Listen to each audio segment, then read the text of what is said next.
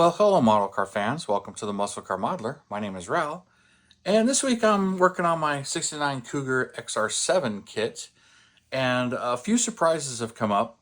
And as I tend to build something, especially if I built kits of it before, I'll tend to pull them out and just have them where I can look at how I did something on those kits. Sometimes I don't like what I did, and sometimes I realize or remember things that I did back then, and I'll copy them. So I like to do that. And then in this case, something else that was kind of odd with this kit, uh, I thought was kind of strange. It just looked kind of funny. And looking at my reference photos, I noticed what was going on and that it was corrected on those kits. So it's kind of funny. I'll point that out and a couple other things. But as a reflash, I'm working on the original kit, which here's another one. This is the one that was kind of started, but it's the original 1969 release, and I mentioned it in the video about how it kind of can't be built stock, but it can. It's really close. But how the box actually says on here, drag, super stock, and custom, one of three ways, not stock.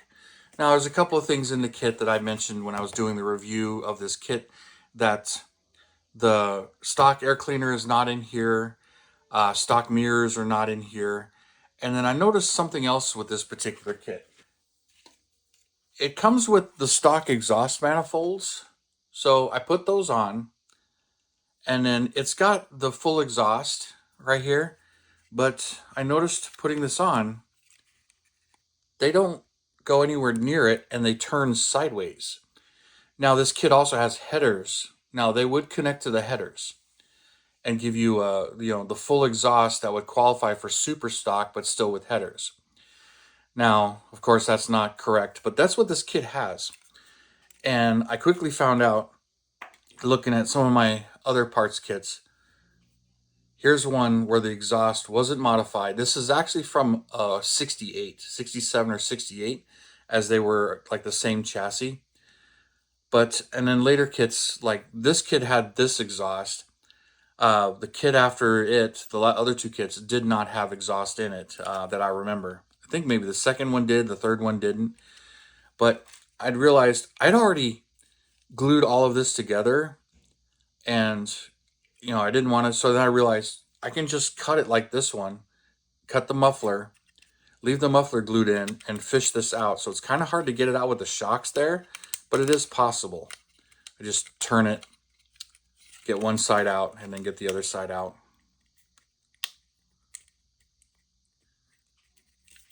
Now that I got the camera on, there it goes. Get that out of the way. And then once one side's out, it's easy to get the other side out. So now I'm going to repaint this, this one, and fish it back in there so that everything connects and I can glue the engine in. But now I got to go paint this. But it's kind of funny that the exhaust is modified. So when you put the two side by side, you can definitely see, what they did there. So kind of funny, but that was something I didn't catch in my review. Didn't look that closely at it, but the other kit is molded the same way. And another thing, here the body, this thing's looking great. Loving the way this came out with this metallic green, British Racing Green from Testers. But I did all the bare metal foil work on it, finished it. Got the glass in. It's still drying, but the glass is in.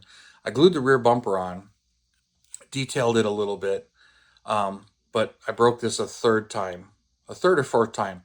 Now, it's frustrating when it breaks easily, and it's also, it's easy to repair, but when you do it, 3, 4 times, it gets to be a little too repetitious. And then this is right here where the license plate goes.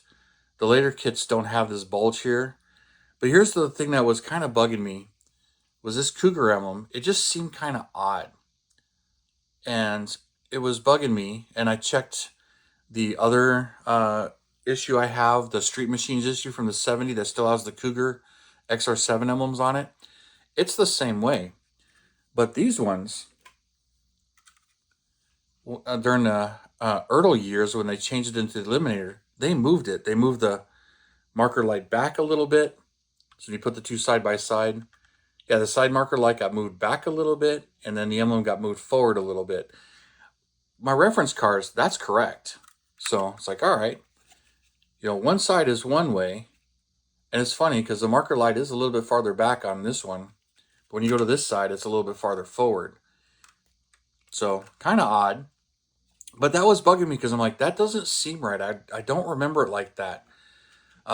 And then, looking at my reference photos, I noticed that. I'm like, oh, that's another thing that they fixed when they made this particular version. So, and I really enjoyed these, as you can tell. So that was my 302 one, which I have videos on these two. And then the other one, that's the 428 that I cut into the convertible. It's the same way because it's the same body, but there's no wheel opening moldings, which the Eliminator didn't have. But got the mirror on there. And I'd mentioned before that I forgot to get one of those mirrors. So I got one of the mirrors. I got it painted to match. It isn't clear coated, but you can't hardly tell. And then I found another air cleaner that I'm going to paint the blue. So I need to paint this blue. And then the rest of the body's done. And most of this here, the suspension goes together a little bit differently on this one. But not by much. It's just got these metal pins instead of plastic. But I'm slowly working on it, and like the body is just about done. But I did detail the rear bumper and taillights and put them on, mainly to keep myself from breaking that another time. The front bumper I still have to do. I got to detail it, but it fits in there really nicely. So that's going to get detailed here real soon. So this thing is almost done. One of the things I'm working on, though, is the XR7 interior. I decided to do it tan, which is how I did this one. I did it tan, but I did this one with a black dash and black carpeting. And I've seen some this way, but one of the XR7s, it's an actual XR7 interior. It has this cocoa tan color, but it has more of a dark brown carpet.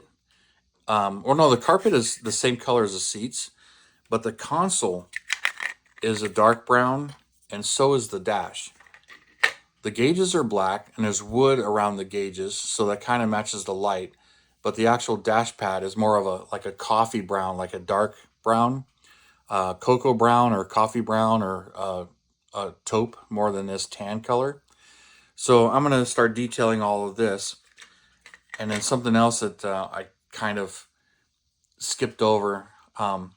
This 390 that comes in the original kits is a manual transmission, which that's cool. I don't have a problem with that. It's rare, but it's more of a luxury car. But I kind of find it funny that this one, which has the 428 engine in it, which is related to the 390 FE, but it's a different engine. It's not the same engine. They added new engines, but it's got an automatic tranny. And I had forgotten about that as well. So this kit has an automatic tranny, an automatic shifter with the interior. That's not the XR7 interior. But, when Ertl retooled and changed and fixed a lot of this kit, they changed a lot more than I remember them doing. I knew the body was touched up, restored, the sink marks were removed, the emblems were removed. I didn't realize they fixed that emblem. I knew the chassis was changed a little bit. The exhaust system is completely different.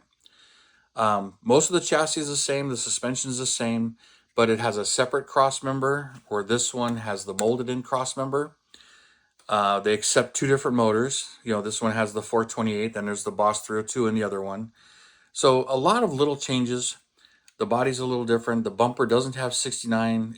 This kit didn't come with the turn down, the guards here, but I got one of the mid bumpers that did. Rear bumper was fixed, but a lot of stuff was fixed. So it's kind of interesting to think about. Here's the bumper that comes in the later kits with no guards, but spoilers, hood scoop, rear spoiler. So that's why I like these later kits. They're just much more muscular with everything in them. So I love those. But I always wanted to build the original kit with the XR7 interior and emblems and stuff. So that's why I'm enjoying this one and just having some fun with it. But I'm just a little surprised about some of the things that I knew and saw early on, and some of the things that caught me by surprise. Another one of the things I'm doing too is mine had the original tires, which are end wheels. But so I'm going to reuse these wheels. I may have to spray the chrome because it's not all that great. They're not horrible. Here's the tires. But it does have the Firestone Supreme tires, but these are the ones that are notorious for actually melting the plastic. Plus, if the camera shows it, you can see the oily film or whatever that these things are doing. So these things are really getting hard, but they haven't been on the car, but they've really got that oily feel. So, especially this one.